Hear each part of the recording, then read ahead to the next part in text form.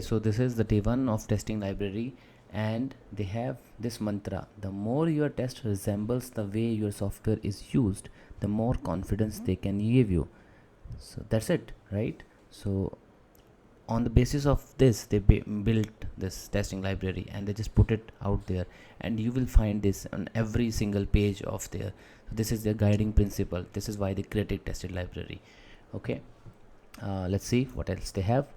So you can write maintainable test only break when your app breaks, not implementation detail, because that's the way you write the test.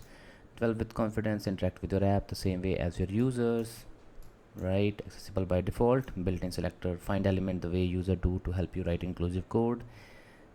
Great.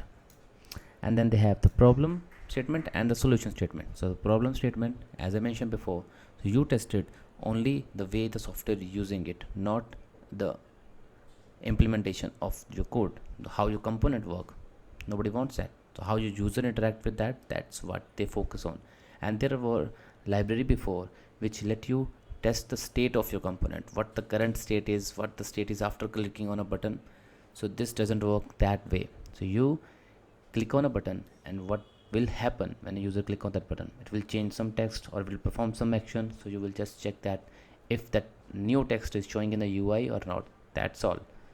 No implementation detail. That's what they mentioned in this problem and solution statement. And here this guiding principle, again the same: the more your test resemble the way your software is used, the more confidence they can give you. And then they have a section of who is using this. There are some good names: Autodesk is there, PayPal is there, Walmart is there. And then the library users, so React is there, of course, Cypress, Test Cafe, Svelte, Vue, Angular, and whatnot.